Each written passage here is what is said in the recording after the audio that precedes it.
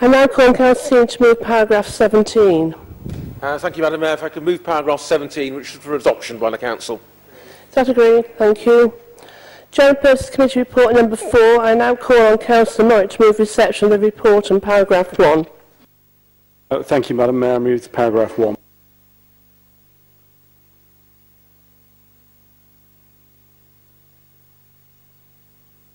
Councillor Merritt. Thank you, Madam Mayor. Having asked for the flexibility of additional time to wrap up, I'll keep my opening remarks very brief.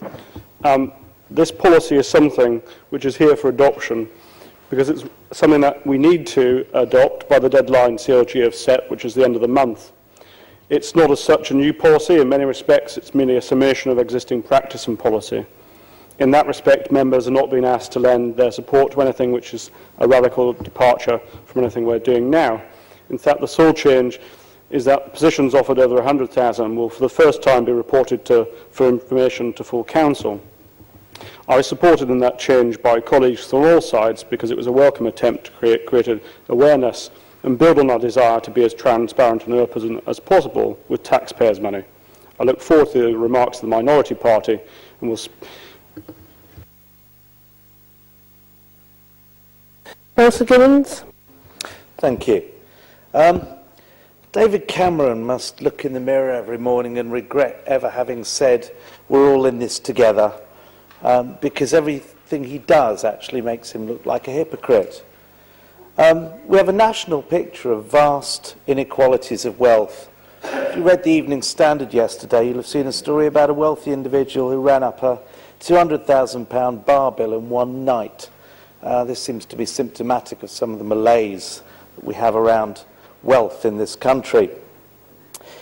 Even the Daily Mail has begun to rail against the undeserving rich, and investment bankers who are rewarded not just for failing their banks through risky investments, but bringing everybody else down with them. And despite the repeated propaganda, misinformation from the Conservative Party, a majority of the public now believes that the recession was the fault of irresponsible investment bankers. And no matter how much you repeat things which are simply not true or sustainable, you cannot fool people continually with this. Labour, sadly, is not in a position now to affect the behaviour of the banking sector at the moment. But we were, I'll admit, we were guilty of listening to the siren voices from the city, not being tough enough in regulation. But of course, you lot were no better. In fact, you were cheerleaders for the city, and you would have strongly disagreed with Labour had it brought in any further regulations whatsoever. Now, of course, the Tory party, being the party of government, could do something about this. And what stops it, of course, is the fact that over 50% of the Tories' funding comes directly from the city. So you have a vested interest in supporting your paymasters there. Now, of course, none of us in this chamber, as far as I'm aware, can directly affect this situation. What we can do is do something about our council. We have a top wage of over brushing 200,000 or more if PRP or a bonus is included, and I'm not sure the public quite understands the distinction between PRP and a bonus. We award one, and apparently we don't award the other. But we have a lowest wage of 15,000 with no prospect, really, of a bonus, PRP or whatsoever attached to that. Market forces, apparently, lead to higher wages for the highest paid, and by competitive tendering, we progressively reduce the wages of many of the lowest paid employees who are either directly or indirectly employed by the council.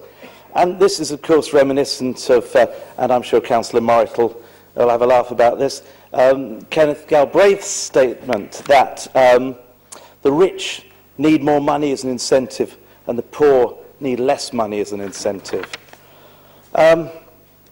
Unlike Eric Pickles, who seems to believe the public sector workers' pay should be slashed while the excesses of the private sector are of no significance whatsoever, I think we need fairness.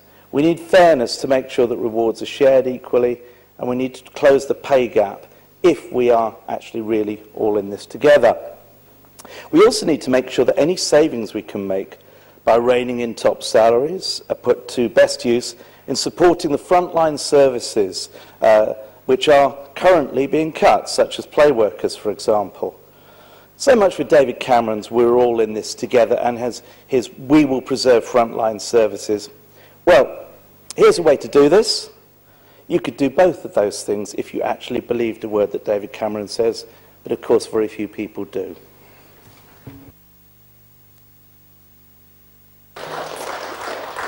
Thank you, Councillor Gibbons. Councillor Thomas. Thank you, Madam Mayor. As Councillor Morritt pointed out, this pay policy is one that is not new. In fact, I'd say it's probably virtually the opposite. It's about 20 years old. The link on the Council's website takes you to a paper written with a typewriter, so I think that shows just how much the Council has been moving with the times in this area. But it is an area that has a new salience today, at a time when so many ordinary people are themselves having to make painful financial adjustments, and when therefore senior salaries are being questioned as never before. And I'm indebted to my colleague Councillor Gibbons for reminding us all very helpfully of what we were told by the Tory-led coalition soon after they came into office, that we're all in it together. And I think what we need to ask ourselves is whether the policy we're being asked to vote on today actually puts this principle into practice. I should make plain at the outset that I don't intend anything I say to call into question the skill and hard work of Wandsworth's senior officers, although I would point out that these are also characteristics that are demonstrated in spades by many of our lower paid staff as well. So it's not that the senior staff have a monopoly on those virtues. As Councillor Morritt commented, I do welcome the transparency that this paper brings in terms of the Council's pay policies. But that doesn't detract from the very serious issues that exist in terms of the substance of those policies themselves. The fact is, it's impossible to get away from the amounts that this Council pays to its senior officers, or the size of the gap between its highest and lowest paid, some 13 times. Nor should we kid ourselves that this is just a matter of the salaries of one or two very high-paid officers. A quick tally reveals a grand total of 24 officers on salaries of more than £100,000. The fact is that over the 20 years since the Council's current pay policy was introduced, what we've seen happen is senior officers' pay balloon at a far faster rate than the increases for those at the bottom, leading to a situation in which we get the kind of ratios I've just now quoted. Now, of course, the side officer will probably tell us that this kind of level of salaries of pay is a necessary condition for getting a well-run and efficient council. The truth, though, is that there's no proven link between high performance and performance-related pay, as Councillor Cooper pointed out earlier. There are examples of organisations with generous performance-related pay for senior-level staff and good performance, but equally there are examples where the opposite applies. And the blindingly obvious example staring us all in the face is what we've seen so spectacularly demonstrated to us in the city in recent years. Even if we were to accept that there was a place for an element of performance-related pay, does it really need to be so generous? Do we really need to have 5 different pay bands? And why is it that the PRP scheme for the most senior staff consolidates a third of the bonus, but the PRP scheme for more junior staff doesn't afford them that kind of luxury? I think what's actually telling here is that the members opposite don't even seem to realise that the pay situation we now find ourselves in the Council poses any issue of fairness at all.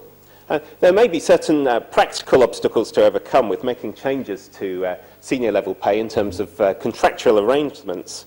But the pay policy we're being asked to vote on doesn't even contain the merest whiff of an aspiration to close the pay gap, despite the fact that it could so easily do so.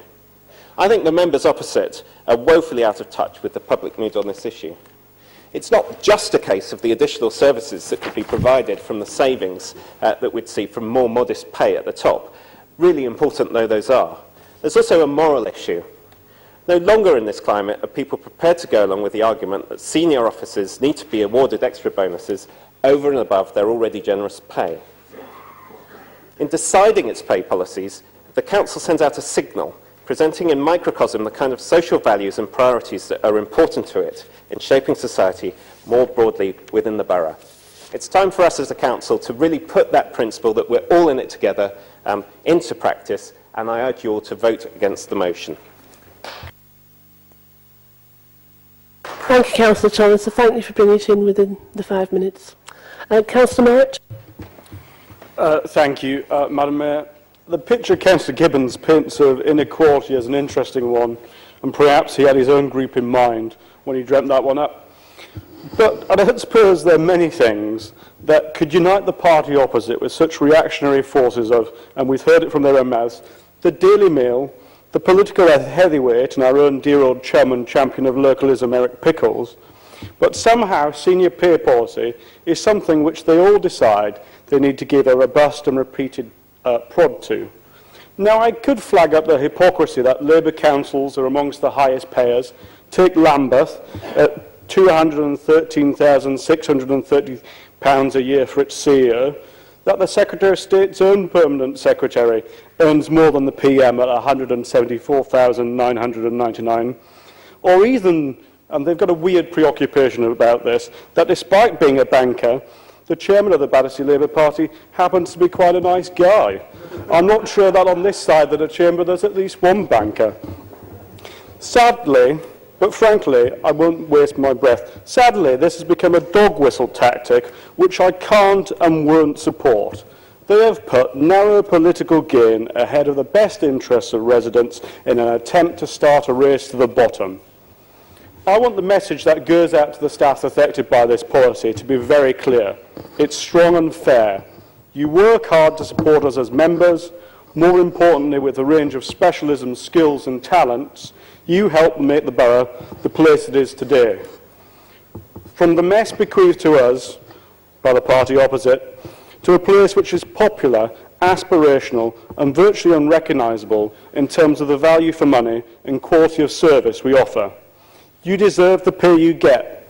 If that's the level that the market will support, then I don't for a moment begrudge you a penny of what you take home. If it's good enough for trade union bosses like Len McCluskey of Unite on over 150,000, it's good enough for those who genuinely work to improve the lives of our residents. This council offers value for money and outcomes which the Secretary of State can't match, and the party of so-called prudence, remember her, opposite votes against whenever they think the public isn't looking. The alternative approach we've been urged to adopt tonight, however well-meaning, is just wrong. It's wrong for this borough, but it's also not what I'm about, nor what I believe my Conservative colleagues are about either. I didn't come into politics, you didn't join our party to play it this way. Instead of trying to triangulate, as the Leader of the Opposition would have us do, no doubt anticipating the opinion polling on next week's canvassing returns, we're choosing a different path. This approach might make them look better in the short term, but remember the Council's motto: they have betrayed the interests of the people they're supposed to serve. Ultimately, the needy, the poor, and the most vulnerable don't want to know anything other than that the staff who help to shape our policies are the very best we can provide. This is a false dichotomy in which the critics would have us somehow believe we can suspend the rules of the marketplace. We cannot, and the marketplace, in regard to senior competent officers, is a very competitive one. Those who aren't up to the mark, self-evidently, don't deserve the salaries they deserve. But this isn't high-tax, low-value Liverpool which at £1,519.14 charges the earth and gives little back, but a borough independently recognised as delivering quality services at roughly half the cost of the vast majority of other authorities. Now, I know Cabinet members like to think of it as a member-led authority, and officers like to let them think that's right.